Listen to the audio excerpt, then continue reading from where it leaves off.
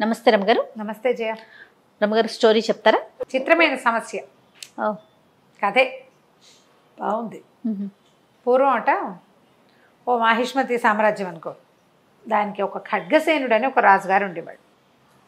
చాలా బలశాలి, ఎక్కువగా వీరోచిత విద్యలు వచ్చినవాడు. తన కత్తిని నమ్ముకుని ఉండేవాడు. అతను తన ప్రతాపం మీద చాలా నమ్మకం. బోళ్ళని యుద్ధాలు చేశాడు, అన్నిట్లలో గెలిచాడు, రాజ్యాలు చాలా మటుకు స్వాధీనం చేసుకున్నాడు. బాగుండేది. అయితే ఒకనాడు ఒక స్త్రీ రోధిస్తూ ఈయన దగ్గరకు వచ్చింది, ఏడ్చుకుంటూ సభలో ఉండగా. ఎందుకమ్మా ఏడుస్తావు ఏమిటంటే, ప్రభు ఏం చేయాలి, కాలయక్షుడు నా భర్తను చెరపట్టాడు, చాలా ఇబ్బంది పెడుతున్నాడు, నా భర్తను విడిపించండి అని. కాలయక్షుడు ఎవడమ్మా అన్నాడు. అదేమిటండి మీకు తెలీదా, మన రాజ్యానికి 3 ఆమడ్ల దూరంలో పెద్ద కోట కట్టుకుని ఉన్నాడు, వాడు ఒక యక్షుడు, రాక్షసుడికి తక్కువగానే శౌర్యం ఉంది వాడికి, నా భర్తను పట్టుకున్నాడండి, వాళ్ళు ఎంతోమంది అమాయకుల్ని పట్టేస్తాడు, వదిలిపెట్టాడు అంటే. ఈయన ఆశ్చర్యపడి, ఏమిటి నాకు ఇప్పుడు తెలీదే, ఎవరు మన దగ్గరికి రాలేదు, సరే చూస్తాను నేను అన్నాడు. అరే ఈ మొత్తం గుంపునంతా వేసుకుని పోకుండా ఆయన తన ఖడ్గం మీద బోల్డ్ నమ్మకం కదా, కత్తిడాలు గుర్రం వేసుకుని వెళ్ళాడు. రాజ్యపు సరిహద్దులు దాటాక ఒక 3-4 ఆమడలు వెళ్ళాక పెద్ద కోట కనపడింది కొండ మీద. ఈ వైపు ఎప్పుడూ రాలా అతను. ఓకే, సరే ఎక్కాడు కొండ మీద. కొండ వైపుకి ఎక్కేసరికల్లా కోట దగ్గరికి వెళ్ళి పెద్దగా కేకలు పెట్టాడు. ఎవడరా కాలయక్షుడు, రా బయటికి రా, నీ సంగతి చూస్తాను, మా దేశ ప్రజలను అందరినీ నువ్వు పట్టుకుంటున్నావుట, నీ సంగతి ఏంటో చెప్తాను, రామదేవని గట్టిగా అరిచాడు. ఆ కాలయక్షుడు అన్న ఆయన లోపల నుంచి బయటకు వచ్చాడు. మామూలు మనుషుల కంటే కొంచెం ఎత్తున్నాడు, కాస్త ఎక్కువ ఎత్తు. అటు రాక్షసుడిలాగా లేడు, ఇటు దేవతా పురుషుడిలాగా లేడు, కొంత భీకరాకారం అనే చెప్పాలి. పక్కపక్క నవ్వుతూ వచ్చాడు. ఏమిటో నీ బాధ అని. నేను జయించడానికి వచ్చాను, తెచ్చుకో కత్తి, మనిద్దరం కలిసి ఫైటింగ్ చేద్దామన్నాడు ఖడ్గసేనుడు. నీకు తెలిసింది అదే, కత్తి తిప్పటం అంతే. రండి బాహుబాహు యుద్ధానికి అంటాడు, ఇద్దరు కలిసి యుద్ధం చేస్తారు, వాళ్ళని ఓడిస్తాడు ఈయన. ద్వంద్వ యుద్ధం, ద్వంద్వం అంటే డ్యువెల్ యుద్ధం చేసి రాజ్యాలను కూడా అతను అలాగే జయించాడు తన కత్తి మీద నమ్మకంతో. కాలయక్షుడు అన్నాడు పక్కపక్క అనివాడు, ఏంటి నాతోటి యుద్ధం చేస్తావా నువ్వు, ఏది నీ కత్తి కూడా తీలేవు నువ్వు, నా రాజ్యానికి నా కోటకి చుట్టుపక్కల ఆమడ దూరంలో గాలి కదలాలన్నా నా ఆజ్ఞతోటి, కావాలంటే కత్తి తీసి చూపించు అన్నాడు. కత్తి రాదే బయటికి, నా కోటకి సమీపించిన వాడికి సొంత బుద్ధి ప్రవర్తించదు, వాడి ఖడ్గాలు కత్తులు అని మాట్లాడతావు, నువ్వు మాట్లాడుతున్నావు అంతే, అంతకంటే ఇంకేమీ చేయలేవు నన్ను నువ్వు, నేను వద్దంటే నీ నోరు కూడా కదలదు అనేసరికి ఈయనకు చాలా కోపం వచ్చేసింది. మా రాజ్యంలో ఉన్న వాళ్ళందరినీ బంధిస్తున్నావుట, వాళ్ళని వదిలిపెట్టేసేయి, దానికోసమే వచ్చాను నేనంటే. ఖడ్గసేనుడు తను అన్నాడు, కాలయక్షుడు దాందే ఉందిలే వదిలేస్తాను, నేను క్షణాల్లో చంపగలను, కానీ నాకు నేను చంపబుద్ధి కావట్లా, ఓ పని చేస్తా, ఒక ప్రశ్న అడుగుతా, సమాధానం చెప్పు, 1 ఏడాది సమయం ఇస్తాను అంటే ఒప్పుకున్నాడు. మరి ఇప్పుడు వదిలేసాపో అంటే రాజుకి అలా ప్రాణభిక్ష పెట్టించుకోవడం ఇష్టం ఉండదు. అదే అతను ఏదో అడిగాడు, సమాధానం చెప్పాము అనుకోవాలనిపించి, అడుగు నువ్వేం అడుగుతావు అన్నాడు. ఒక స్త్రీ నిజంగా సంతోషించేది దేనికి, అది కనుక్కొని చెప్పమన్నాడు. రాజుగారి కత్తిప్పడం వచ్చు, ఇవన్నీ ఏం తెలుస్తాయి ఆయనకి, ఆలోచించాడు. దేనికి సంతోషిస్తుంది, రాణిగారు ఎప్పుడు సంతోషించింది, దేనికి సంతోషిస్తుంది గుర్తే రాలా ఆయనకి. సరే వెళ్దాం అనుకున్నాడు, ఇంటికి వెళ్ళిపోయాడు. వెళ్ళి ఇక సామాన్య మానవుడు పౌరుడి వేషం వేసుకుని ఊళ్ళు తిరగడం మొదలుపెట్టాడు, కనుక్కోవటం కోసం. ఓ ఊళ్ళో అడిగితే స్త్రీకి అందమైన భర్త కావాలి, బుద్ధిమంతుడైన భర్త కావాలి, హ్యాబిట్స్ లేని భర్త కావాలి, స్త్రీకి బంగారం కావాలి, స్త్రీకి ఇల్లు కావాలి, వాకిలు కావాలి, అమ్మ కావాలి, నాన్న కావాలి, 100 వచ్చినాయి సమాధానాలు, ఏ ఒకటి సాటిస్ఫాక్షన్ లేదు. ఇదే అని తెలియదు ఆయనకి. అందమైన భర్త కావాలి అని కనుక్కున్నాడు. ఇంకో ఊరు వెళ్ళాడు, అందమైన భర్త కావాలంటే ఆ ఊళ్ళో అతను ఎవరింటో దిగాడు, ఆవిడంటుంది, ఎందండి అందం కొరుకు తింటా, మా ఆయన లేడు అందంగా, పని లేదు పాట లేదు, పాపిష్టి మొగుడు అంటుంది. సో అందమైన మొగుడిని కొట్టేయాలి, అక్కడి నుంచి బుద్ధిమంతుడైన మొగుడు. ఎందుకండి ఒట్టి బుద్ధి ఏం చేసుకుంటామండి, చుట్టాకి అందం లేకుండా, అందం చందం లేదు, పక్కన నుంచి ఉంటే రోతగా ఉంటాడు అంటుంది ఇంకొక. బాగుందిగా. సంవత్సరం నుంచి మించుగా గడిచిపోయింది. గడువు తీరాక కాలయక్షుడి దగ్గరికి వెళ్ళాలి. ఆ వెళ్ళే దారిలో ఒక చోట కూర్చున్నాడు. కూర్చుంటే ఒక ఏడుపు వినపడుతుంది, ఎవరో ఏడుస్తున్నారు. ఈయన ఆడ మనిషి ఎవరితో ఏడుస్తోందని అక్కడే పరిగెళ్తే ఒక ముసలి వికృతాకారి వృద్ధ స్త్రీ ఏడుస్తుంది. ఓకే, ఏమిటమ్మా నీకేం కష్టం వచ్చిందమ్మా అంటే, నా కష్టమే ఉందండి, నాకంటే పెద్ద కష్టంలో ఉన్నారు మీరు, ప్రాణాపాయం వచ్చేసింది మీకు అంటే ముందు నీ కష్టం చెప్పమ్మా అన్నాడు. నాకు పెళ్ళి అవ్వలేదండి, నన్ను ఎవరు పెళ్లి చేసుకోవాలా, ఆ దుఃఖంతో ఏడుస్తున్నాను నేను. నువ్వు నాకంటే పెద్ద కష్టం, ఒకటి దుఃఖమే నాకు, నీకున్నది కష్టం కదా. మరి నాకు పెళ్లి చేస్తానంటే నీ ప్రశ్నకి సమాధానం నేను చెప్తాను. ఈయన సమాధానం వరకు బాగానే ఉంది. వృద్ధ వికృతాకారి స్త్రీని ఎవరు పెళ్లి చేసుకుంటారు?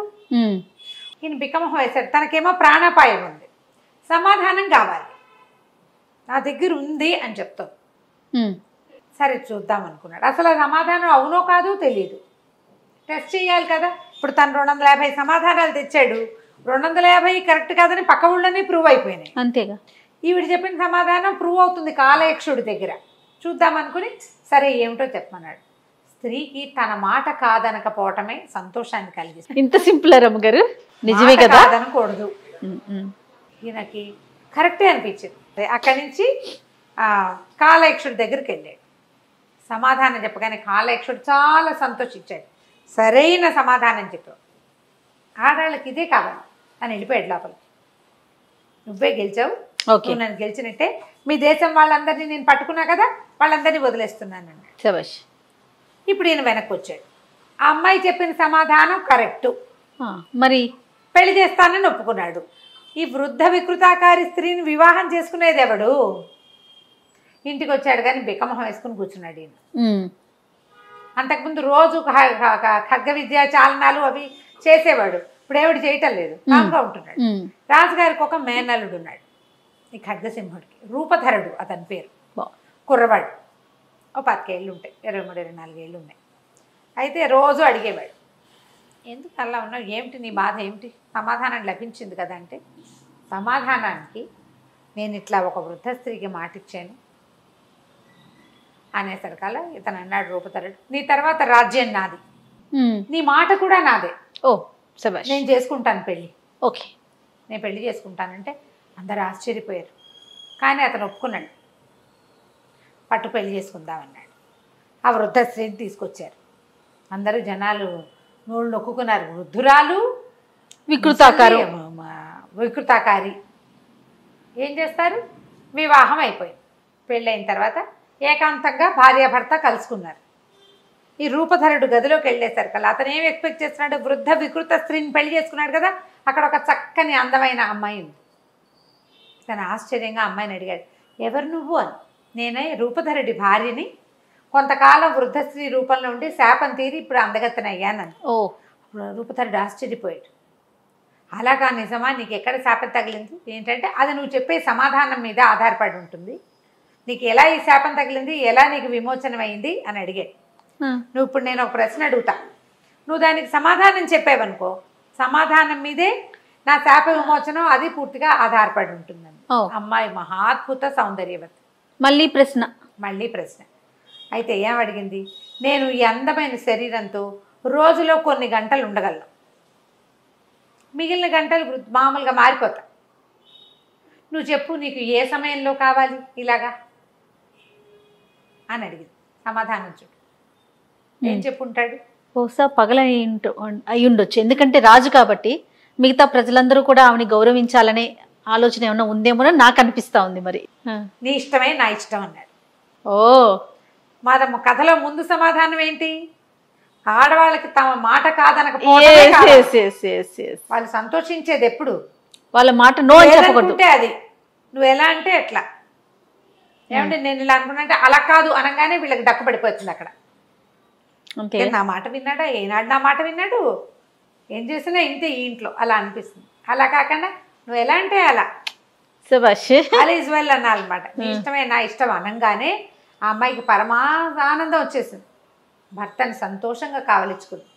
రోజంతా కూడా నేను ఇలా ఉండగలను, నన్ను సంతోషపెట్టే మాట ఎవరు చెప్తారో అప్పుడు నేను పూర్తి స్వరూపం, నా శాపం సడలిపోతుంది, కాలయక్షుడి వల్లే నాకు ఇది వచ్చింది అని చెప్పింది.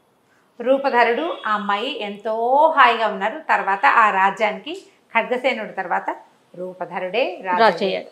అది చాటించారు. స్త్రీలని సంతోషపెట్టాలంటే వాళ్ళ మాట చెల్లించాలి. ముందు ఏం చేయాలి దానికి? ఇది నా మాట, కథలో లేదు.